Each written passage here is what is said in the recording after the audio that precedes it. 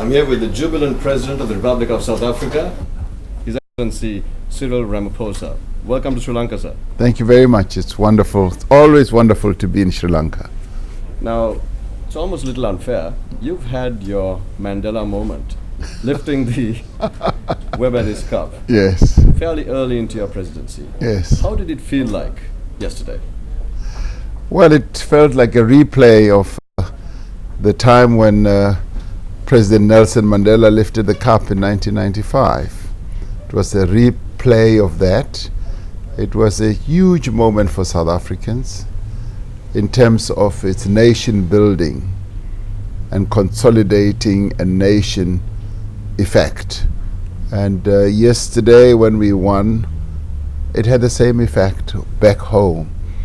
As the entire nation of 57 million people were behind the Springboks right across the length and the breadth of the country. Everyone, as you know, we are a diverse nation, and everyone, white, black, Indian, colored, everyone was behind the Springboks, rooting for the Springboks to win.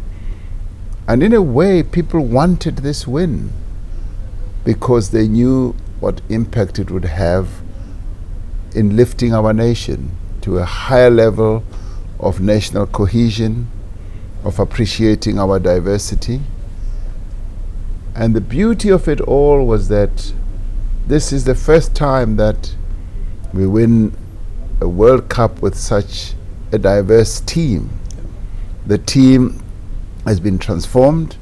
We have a black captain who grew up in the townships, comes from a poor family, and he's risen to the pinnacle of world rugby. And all that has happened from South Africa, the ground that Nelson Mandela laid in 1995. And with the beginning of our democracy lives on, because we're a nation that's changing, that's transforming, that's always seeking to reach for the best of human capability and human development. So this win was far more important than just lifting that Webb Ellis Cup. It was more important in lifting the country to a higher level. So that is the cup that we won yesterday. Not just South Africa, but the world. It was important to the world as well. Going back to the victory itself, South Africa has a history of apartheid. Yeah. But would it be fair to say that democracy did what apartheid couldn't? You have 3 World Cups as soon as the curtain of apartheid was lifted. Why and how come? Well, apartheid held us back as a nation and as a people. It actually prevented the entire nation from being part of the world community. It prevented us from displaying our talents. Because of apartheid, we were excluded from world sporting events. We were excluded also from just ensuring that talented young South Africans could reach to the top. Yeah. Under apartheid, Siya Kolisi, the captain, could never have been the captain of a winning team.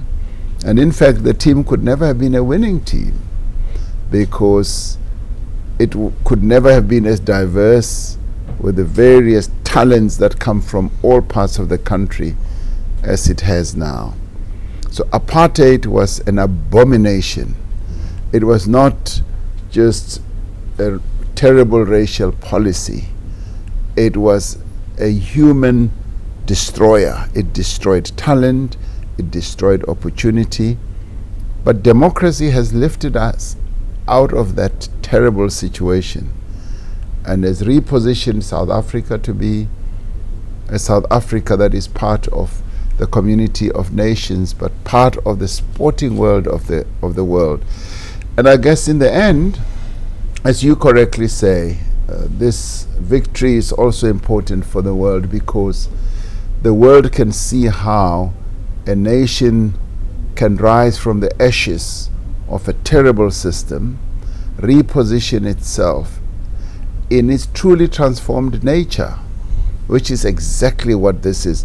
So this victory is much sweeter than the 1995 victory, in that it consolidates and builds on what Nelson Mandela did, but it is also sweeter because we are reaching out to what we've always wanted to be: a united nation, non-racial, where the race of anybody does not count, where your origin does not count, where the language you speak does not count, where the religion you practice does not count, and that what only counts is your being a South African.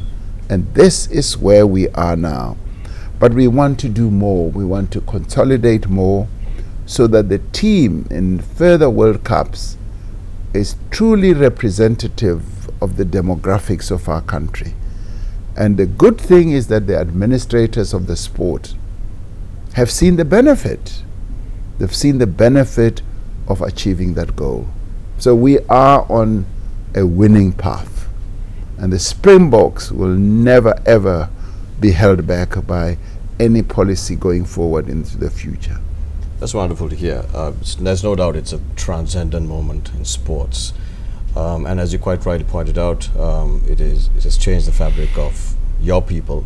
But also, in a sense, does it give you a little more responsibility, a little more weight on your shoulders? Because now you have not just a responsibility to your country, but perhaps to everybody else around the world is looking at you for inspiration, motivation, for leadership.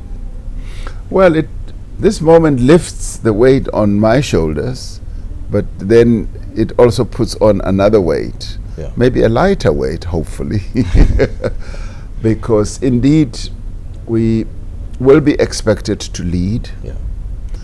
We will be expected to lead on transformation. With so much racism still prevailing in the world, particularly in sport, this victory is a clear demonstration that racism in sport, in life, belongs to the dustbin of history. That all of us human beings, we are born with the same image in the eyes of God. We are all equal, we are all capable, and we need to be given that space. So I'm hoping that this win will demonstrate to all and sundry in the world, particularly those who still harbor racist tendencies of looking down upon other people, that this will just melt it away and obliterate it, so that we have sports around the world, whatever code they are, athletics, football, cricket, you name it, it should just be wide open for anybody to participate in, but more importantly for anybody to lead in, of whatever color, religion, origin, language, whatever, because that is the beauty of humanity. That is where we display this wonderful gift that God has given us of being human beings. And so we need to display that humanity, the compassion and the care for one another, and the ability to want others to succeed.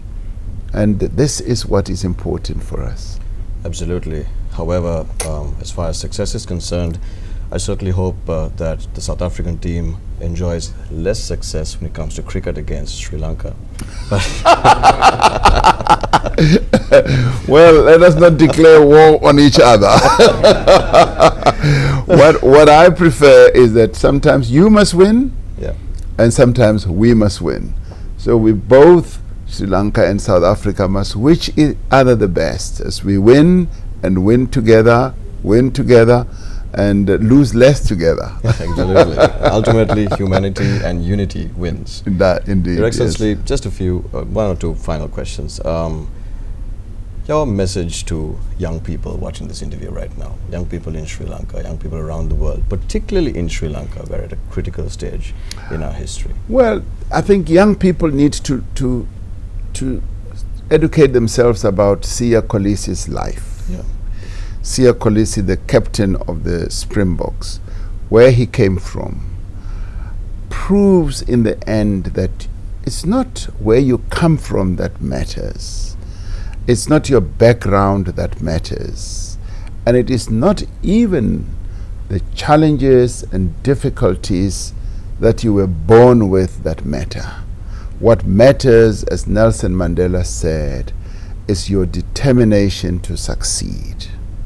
Now, I'll say to young people all over the world that if you look at Siya Kolisi's life, his determination, his complete commitment on succeeding at a career, at a sport that he had chosen, is a great lesson for young people. That you commit yourself, you stay focused, and you seek to improve yourself on an ongoing basis. Because that is what he did. Every day he sought to be better and better. But what is also important, he never forgot his roots. He never forgot where he came from. He consistently went back to the place where he was born, where he grew up, and has sought to lift also those that he grew up with out of that terrible situation that he was born into.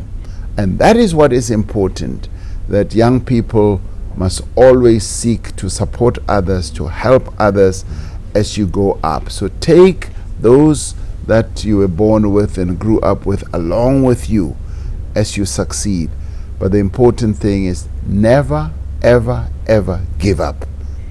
And this is what made them win the World Cup. They never gave up. They were pitted against a winning English team, which was like the world favorite. Everybody in the world thought that the English were going to beat the Springboks. And they went in there as underdogs. But the spirit that they had of never giving up is what has put them where they are today. So young people, whatever circumstances they face in life, whatever they are, family, community, national difficulties, never give up. Always look for a brighter future and always look up, because the sky is always blue. South Africa is multiracial. Sri Lanka is multiracial. Yeah. Your message to our people, the people of Sri Lanka? The two countries are so similar. Sri Lanka and South Africa are so similar in many, many ways. We've been through conflicts and we've resolved those conflicts. We've left them behind and we are building nations. The two nations must continue and remain committed to that. Nation building is the one thing that we can use as a platform for economic development, for human development and moving forward. So it's important that we should stay committed, whatever the difficulties are, on the path that both nations have chosen. Your Excellency, the jubilation, the triumph apart, one thing's clear. Madiba, or Mr. Nelson Mandela, is Madiba indeed, yes. Madiba is somewhere up there looking down on you and your people with happiness and pride. Yes. Thank you for honoring me and us with this interview, and we wish you and your country all the very best and every success. Thank you very much. Thank you. Thank you. Thank you so much. Thank you.